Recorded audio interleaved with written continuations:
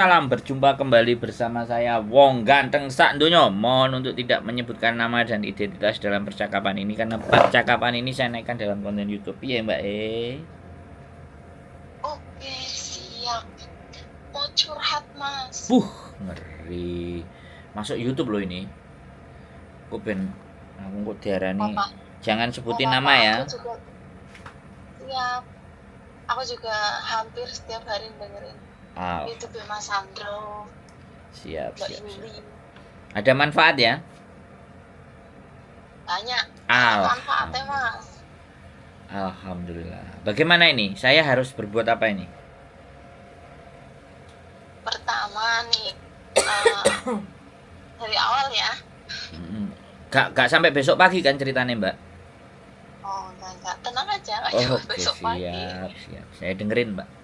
Saya dengerin dengan seksama. Nih, apa itu? Kan aku masih di rumah majikan nih, masih kerja. Terus aku mau ngajuin nikah sama orang Hong Kong. Terus apa? Aku kan udah cerai ya. Tadi aku ke KJRI untuk translate itu dokumen kan. Tapi harus syarat-syaratnya harus punya dokumen yang lain gitu. Sedangkan dokumenku belum lengkap. Mas Andrew bisa bantu nggak? Oh, itu urusan yang oke. Apa saja yang sampean belum? Aku cuma punya akte cerai aja. Oh, kakak, KTP, akte, sama kakak, KTP, belum ada, akte. belum di Hong Kong. Oh. Belum di Hong Kong, di Indonesia masih proses soalnya kan apa kemarin masih nempel-nempel di suami gitu kan, belum aku pisah-pisahin, harus pindah domisili juga gitu. Tapi ada. Kemarin semuanya udah. Kenapa? Tapi ada. Ya ini baru lagi diajuin di Indonesia, belum Enggak, ada. yang lama ada, Kalau yang lama ada tapi masih nempel di suami. Enggak apa-apa. Oh, jadi setelah Enggak masalah. Kita bisa. Yang penting yang lama ada. Walaupun ada nama suami, nama anak, nama bapak, nama ibu, nama tetangganya enggak apa-apa. Yang penting ada. Kita butuh nomornya. Aktenya juga masih akte yang lama dong. Enggak apa-apa. Terus KTP Indonesia? Enggak masalah. KTP juga. Oh, enggak masalah. Semuanya yang ada itu fotoin ke saya. PDF. Oh, gitu. Kalau bisa lewat PDF biar dibacanya jelas. Maka nanti akan bisa kita terbitkan yang baru yang statusnya sampean sudah bercerai gitu. Diterbitinya di sini di Hong Kong. Ya di Indonesia. Oh, di Indonesia. Iya. Oh, kalau masalah itu sih aku udah urus. Jadi aku udah suruh orang untuk pindah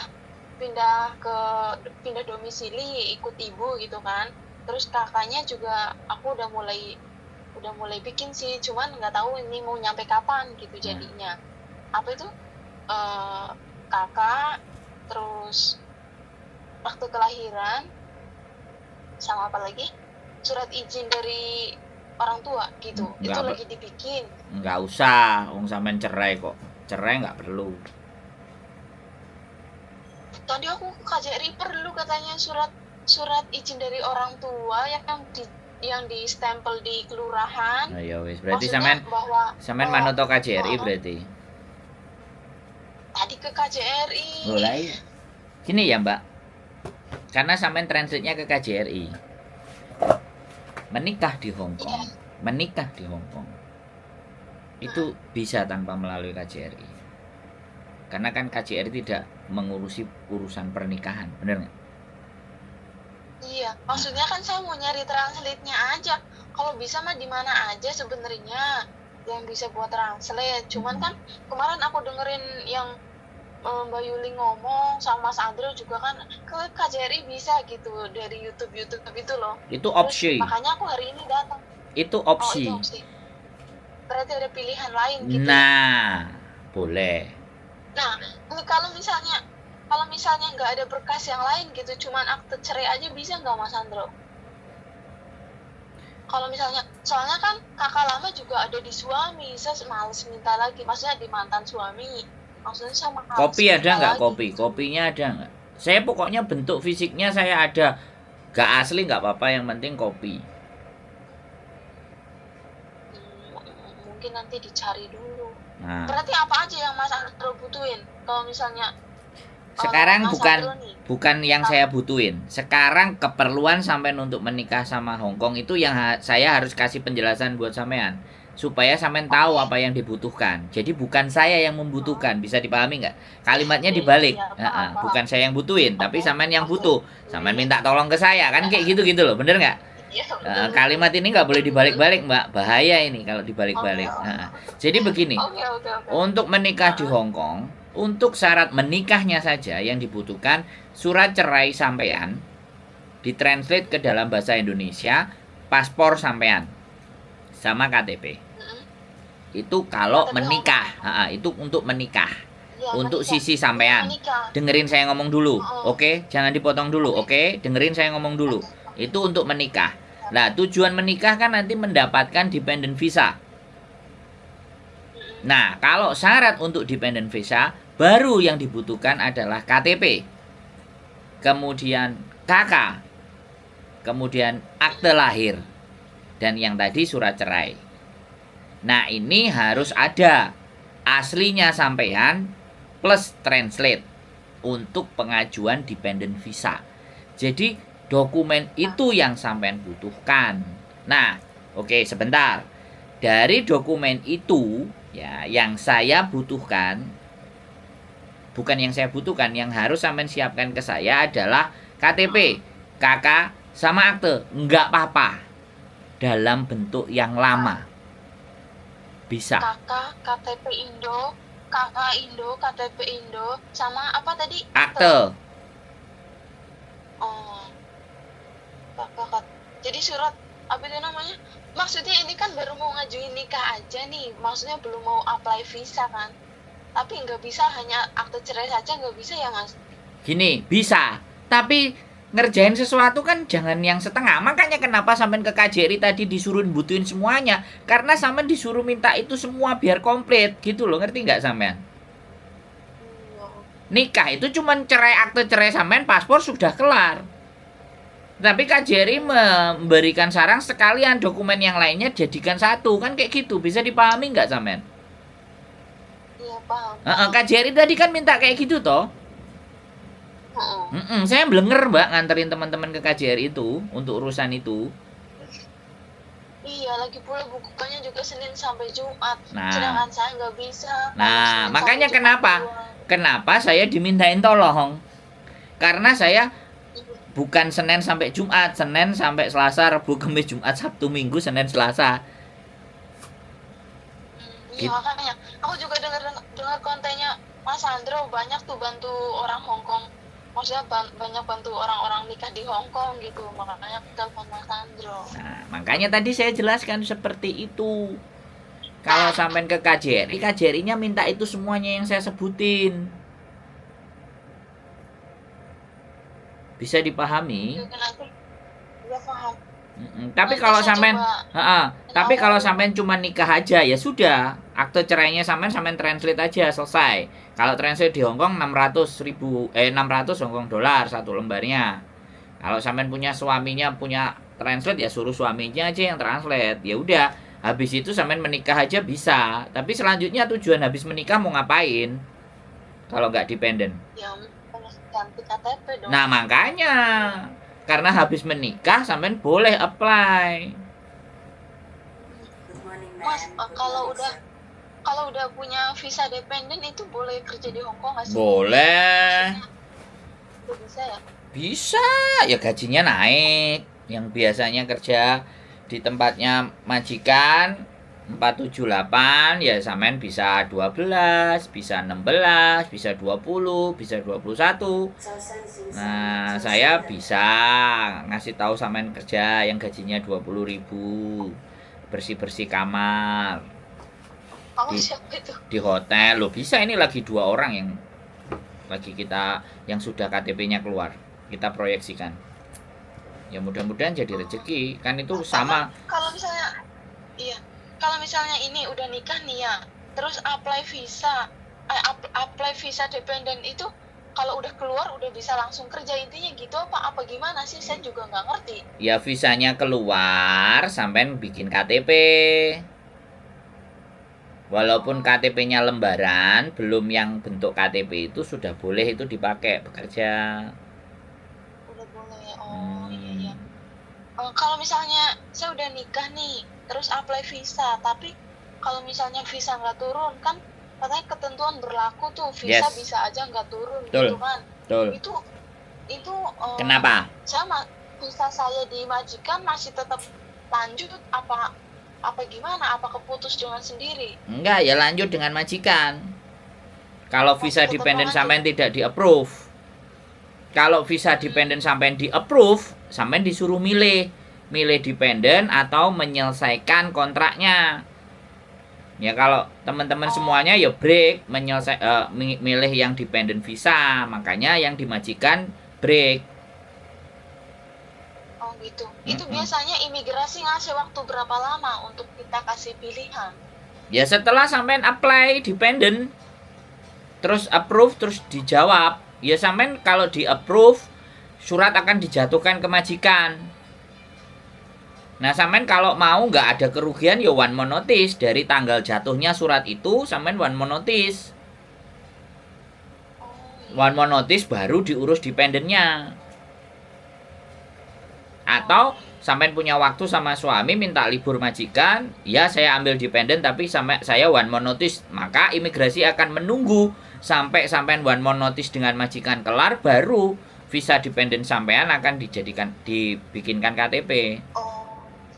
paham. Gitu ya. Karena sampean sudah kan sebelumnya terikat dengan majikan, jadi itu diselesaikan dulu urusannya, baru dependennya approve. Oke, paham. Terus kalau misalnya ini udah dapat visa nih, udah ada visa dependen, itu boleh balik Indo kapan aja kan? Ish, bebas Nggak mbak, ada- nggak balik juga nggak apa-apa. bebas ya? Balik nggak apa-apa ya, jangan. Orang di sini mau kerja masa nggak balik? Ya takutnya ada denger cerita gitu ya, kalau belum dapat belum jadi Hong Kong resident itu belum boleh pulang gitu, harus bertahan dulu sampai sekitar 7 tahun setelah dapat resident baru pulang. Itu kalau permanen mbak, permanen residen. Dependent visa sama permanen residen beda. Kalau dependent sampean masih ketergantungan dengan suami. Kalau sudah lewat dari 7 tahun permanen, nah nggak tergantung lagi sama suami karena sudah permanen. Bedanya di situ. Pulang Indonesia nggak ada masalah. Di tengah-tengah nikah terus jalan-jalan ke Indonesia ya boleh. Cuman satu yang ingin saya sampaikan, pahami suami sampean dulu, punya hutang bank nggak, dia kerja nggak, punya tabungan nggak, ada bayar MPF nggak. Nah itu karena apa tuh, bayar apa? MPF. Bayar apa? Apa itu? MPF itu kalau Indonesia BPJS ketenaga kerjaan gitu loh. Oh, kalau nggak bayar itu nggak bisa. Ya bukan tidak bisa, itu adalah yang term and condition, makanya di approve dan tidaknya visa sampean itu kan tergantung dependent itu kan tergantung, berarti tergantung pasangannya sampean. Pasangan sampean tukang kriminal, tukang bunuh orang, nggak bekerja, utangnya banyak, nikah sama sampean ya moyong, nikah tok bisa tapi nggak dapat KTP. Kalau calon suamiku sih ada job, adalah tabungan ada. Kalau urusan kriminal nggak ada. Utang bank aku tanya nggak ada juga. Ya, mudah-mudahan sih aman gitu. Nah itu yang wajib diteliti kalau kita mau menjalin hubungan sama orang Hong Kong. Ya kalau itu krusial banget, apalagi hutang itu jadi masalah di Hong Kong. Biarpun kecil gitu. Ya kemarin kan ada cerita, ya Dia punya tabungan 50, dia bergaji 18. Cicilan hutangnya dia itu kalau nggak salah 7.000 sampai 8.000. Aku nggak ngerti tepatnya. Jadi gajinya dia sama cicilan hutangnya dia itu dianggap oleh imigrasi itu tidak bisa mengcover kehidupan mereka berdua. Makanya visanya ditolak. Lah kalau visanya ditolak, nanti bagaimana approve-nya? Ya setelah hutangnya dilunasi bisa nyodorin lagi. Paham nggak? Paham. Hong Kong itu memperkirakan dan memprediksi biaya hidup ketika suami istri berapa dan bagaimana. Kemarin aku juga dengar yang di itu kontennya Mas Andro ada yang itu ambil uang pemerintah, maksudnya kayak dapat duit dari pemerintah. Itu juga kata Mas Andro kan susah ya untuk nikah di Hong Kong. Bukan susah. Yang Saya tidak ingin mendahului ya atau memberikan harapan. Tapi kalau benar-benarnya cinta dan memang ternyata kita mau proses ya proses saja. Karena sekali lagi visa itu kembali lagi bukan wewenang saya, wewenangnya imigrasi dan selalu akan ada term and condition. Nah, term and condition ini loh ya Mbak yang kadang-kadang di atas kertas. Kalau misalnya ngambil uang pemerintah, ini kan term conditionnya sudah minus lah ibaratnya, ya kan? iya. Tapi kan saya nggak ngerti, apakah imigrasi nge-approve apa tidak. Kalau kalimatnya sampean tadi bilang, oh kok tidak di-approve lah, ini yang harus diluruskan. Iya. Bisa dipahami? Soalnya paham. Soalnya calon aku juga tinggalnya kan di perumahan dari pemerintah gitu. Duh, kalau perumahan nggak ada masalah. Perumahan memang semua orang Hong Kong itu ada apply. Saya pun harusnya juga apply. Saya juga bisa apply. Tapi kalau rumah nggak ada masalah. Tapi tanggungan hutang itu loh ada nggak? Nggak ada sih. Ya iya sudah. Jadi gini, gajinya suami sampai misalnya nih 20 ya. Rumah pemerintah kan murah. 1.500 sampai 2.000 otomatis ya, dan dia nggak punya hutang, dia kerja, otomatis masih ada sisa uang 18.000. Terus dia juga punya tabungan. Jadi ketika menikah sama sampean kan kondisi perekonomiannya aman. Iya. Nah kayak yang sampean tak jelaskan tadi, dia punya hutang, cicilannya 7.000, gajinya 18.000, diambil hutangnya aja 11.000, sewa rumahnya dia berapa? Sewa rumahnya paling sedikit 7.000 kayak saya. Lah kan nyisa uang cuma 4.000. Bisa nggak menghidupi istrinya? Itu loh yang dilihat sama imigrasi. Sampean bisa paham nggak? Paham. Nah, sekalian sampean ben paham dan teman-teman di sana juga paham juga. Jadi nggak asal semuanya diantem, nggak bisa kalau ngambil ini itu. Lihat term and condition, karena kan kita nggak mungkin ngorek-ngorek kondisi ekonominya suami sampean, kecuali sampean sendiri, ya kan? Iya. Yang bertanya-tanya, penting itu soalnya. Wes, mau tanya apa lagi? Jelas? Jelas Mas. Ini kalau misalnya udah nikah nih, saya nggak langsung apply visa, nunggu beberapa bulan dulu di rumah majikan, pengen kerja beberapa bulan dulu gitu baru apply visa, itu boleh nggak apa-apa ya? Ya boleh. Nggak setelah nikah langsung apply. Boleh, tapi saya sikan. Tuhan, saya sikan. Iya loh. Buang-buang waktu loh, buat apa? Sampean sudah nikah, bojo sudah mau dependen, kenapa harus ke tempat majikan? Kan ya disangsikan. Suami sampean ini orang apa sabar banget, harus nunggu sampean harus kelar di majikan. Tapi kalau itu pilihan sampean, boleh, aku bilang. Tapi gaya aku, paham nggak? Nikah itu tujuannya hidup bersama, Mbak. Boleh nggak saya bilang begitu? Emang iya. Lah kalau sampai nikah terus kenapa bojone sampean masih tinggal di sana, sampean masih tinggal di majikan? Terus gaya apa, Mbak? Kan itu yang saya pertanyakan jatuhnya. Bener nggak? Halo? Iya, iya. Bingung nggak? Iya, denger Mas. Bingung nggak? Enggak. Nah, ya sudah. Bingung yang aku bingung. Wis oleh nikah, wis oke, pemerintah Hongkong oke, wis enek sertifikate, lapo gak ndang jupuk independen. Dependent visa. Malah ngenteni selesai karo majikan. Lah yo bingung aku. Iya nggak? Bener nggak? Maksudnya kan gini, apa? Ini kan aku kerja di sini udah hampir 5 tahun. Kata bosku gini, kalau misalnya Kalau misalnya kamu kerja di sini 5 tahun atau lebih, saya kasih kamu long service gitu.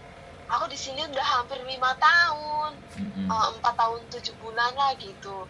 Makanya aku pengen tak lempengin 5 tahun lebih sedikit gitu, biar ngomongnya enak, maksudnya biar long service-nya juga keluar gitu.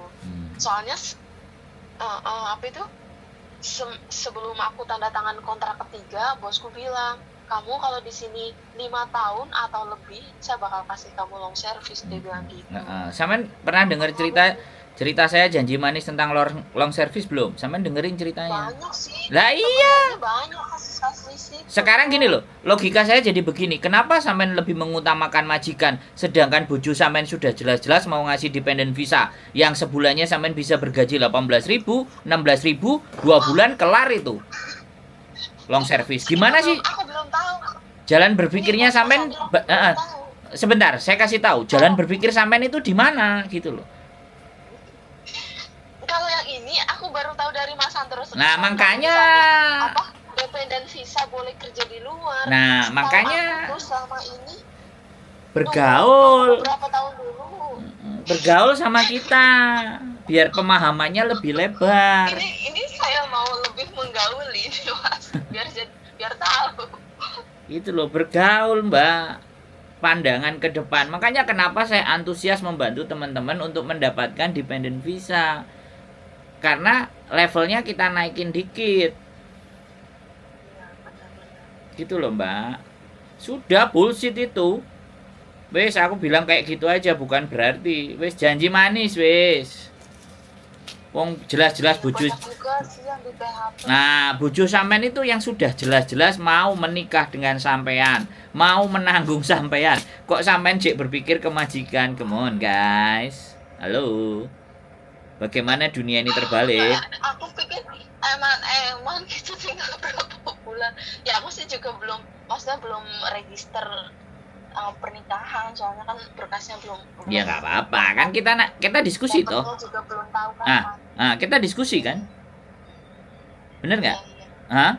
Nah, dari diskusi kan sampean punya gambaran sekarang. Jangankan sampean yang long service 5 tahun, yang tadi uang 13.000 yang dijanjiin sama majikan aja dia masih keder padahal sudah ada pasangannya yang mau nikahin. Itu saya nggak habis pikir, ini bergaulnya sama siapa sih mereka ini? Kan begitu ceritanya.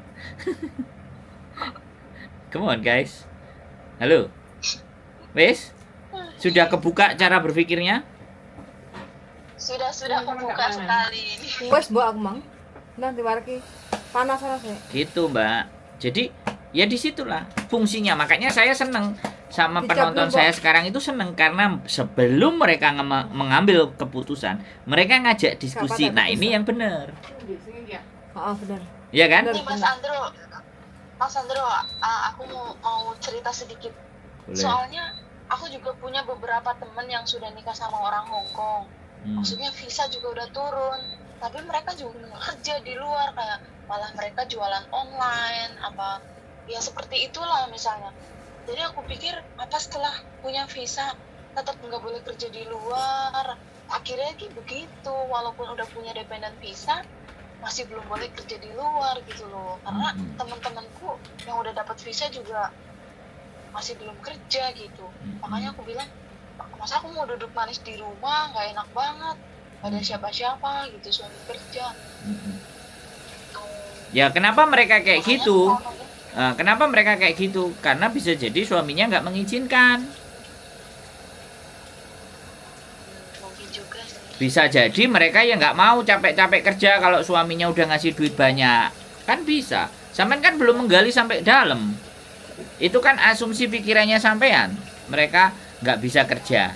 Kan belum tentu. Iya, karena aku pikir belum tahu. Terus aku ada ngobrol sama satu orang, Mbak kamu udah turun visa, dia paper nih nikah sama orang Hongkong. Dia bilang belum turun, udah hampir 3 bulan nikah, belum turun visa, tapi aku paper, kata dia. Oh ini lain lagi masalahnya sama anak resmi kan. Iya. Terus aku tanya dia, emang kalau misalnya udah turun visa dependen boleh kerja gak sih? Kurang tahu deh, kata dia gitu. Berarti kan banyak yang masih belum tahu loh kalau udah punya visa dependen bisa kerja di luar gitu. Termasuk aku sendiri gitu, memang nggak tahu. Makanya saya bikin konten supaya orang banyak tahu. Makanya yang nonton konten kayak sampean tadi bermanfaat nggak? Sangat. Nah, kan sampean sendiri yang ngomong. Makanya aku kontenin. Benar-benar Mas Andro. Nah, gimana sih? Kalau nggak bener nggak mungkin sampean telepon aku dan ngajak diskusi. Karena saya banyak benernya. Mungkin itu paling. Nggak.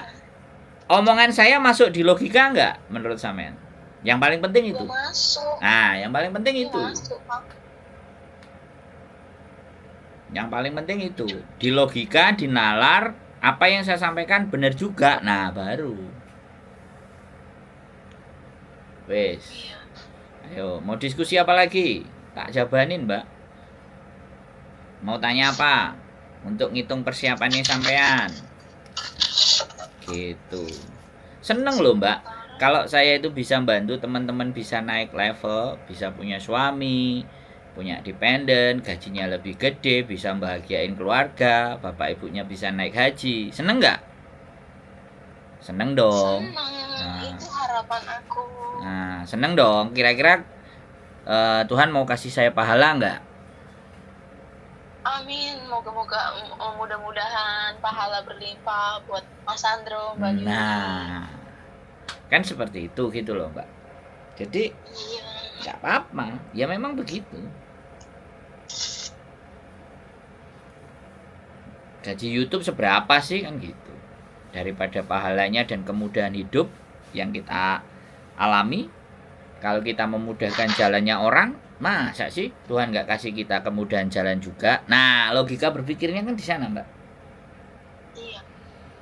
Kayak kemarin aku dengar juga Mas Andro banyak bantu temen yang nikah, sampai itu Mbak Susi yang pacaran sampai 16 tahun. Wah, hebat itu. Maksudnya banyak yang udah dibantu Mas Andro sampai ke pernikahan gitu.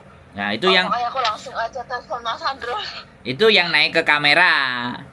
Yang belum ke kamera. Banyak. Nah, berapa kan Kemarin seperti ada itu. 9 orang gitu, kayaknya 9 orang yang udah dibantu nikah Nah, dan sampai berhasil lah intinya gitu. ada yang ini setelah nikah berhasil dapat KTP, kita arahkan untuk bekerja di Hotel Mandarin, bekerja di Hotel Pullman. Yang di Hotel Pullman sudah, yang jadi kerja di cleaning service kayak di mall juga ada. Ya alhamdulillah. Dan semuanya Mas baik. Andro bisa nyalurin kerja juga ya? Bukan nyalurin, kebetulan saya punya teman. Saya ada teman. Nanti kalau nyalur-nyalurin dibilang makelar sampean calo kan repot juga nanti. Namanya net. Bantu teman-teman buat Nah, namanya netizen ini, deterjen ini kan suka-suka. Makanya saya harus lebih spesifik ya. Hidup itu seneng kalau bisa bantu orang, kan itu tuh, Mbak. Betul. Ya tuh. Kan sebaik-baik manusia kan manusia yang bermanfaat buat manusia yang lain. Nah, bisa. Masuk ah. Yes. Betul, cocok. Wes, ada lagi keraguan, kebingungan? Kira-kira? Ada, sekarang saya jadi lebih mantep malahan, Mas. Nah, sip. Saya sampai lebih mantep. Saya berbahagia. Tambah satu lagi. Dadai. Jadi amin, moga-moga lancar semuanya. Lancar, sampai orang baik lancar lah. Amin. Mas Andro juga, Mbak Yuli, semoga sehat selalu. Amin ya robbal alamin. Sama juga Mbak, lancar langgeng Apa? samawa. Amin. Apa perlu kita jadi saksinya? Saksi kebahagiaan sampean. Loh, wes enak meneh. Oh, nanti pokoknya sekarang aku nyari berkas-berkasnya dulu deh. Oke. Pokoknya kalau udah lengkap aku datang ke Mas Andro lah. Oke, Biar enak siap. gitu ngobrolnya ya. Siap, kami tunggu. Nanti kalau ini aku minta alamatnya aja, biar nanti aku datang sama calonku sekalian ke Boh, sana gitu ya. keren. Kos BB MTR XC. Wis gitu aja. XC ya. Ya kos BB XC. Nanti dari situ kita arahin. Pokoknya intinya saya nyari berkasnya dulu di rumah. Siap. Apa nunggu berkas yang baru jadi? Terserah. Atau kan diposin juga nunggu waktu lama. Pokoknya intinya kalau udah ready, saya datang gitu aja lah ya Mas. Terserah sampean. Intinya saya nggak nyari. Saya bantu. Sampean mau cepat bisa, sampean mau lambat bisa, sampean nggak nyari saya juga nggak apa-apa, kan gitu. Nggak ada masalah. Iya. Enak toh, pilihannya Terima banyak. kasih banyak. Siap. Ya sudah. Oke. Cukup begitu aja. Terima kasih Mas Andro, Mbak Yuli. Siap. Sehat selalu. Amin. Mas. Amin. Terima kasih. Bye-bye. Ye. Assalamualaikum. Waalaikumsalam warahmatullahi wabarakatuh. Wis, nikah kabeh. Terima kasih buat teman-teman semuanya ya. Mbak Diana lagi mau makan. Makan apa, Mbok? Jangan lo deh. Dari Rani, yang masak Rani. Jadi lapar, Mbak Diana makan dulu biar kenyang, nanti biar tidurnya nyenyak. Itu aja ya teman-teman semuanya. Tetap Kak semangat. nyenyak deh, kayaknya sing ngeloni. Dia tetap nyenyak. Dia nggak butuh itu. Yang penting sehat selalu buat kalian semuanya. Tetap jaga semangat dan wujudkan cita-cita. Keep Iya. stay tune my YouTube channel and see you next video. Bye bye.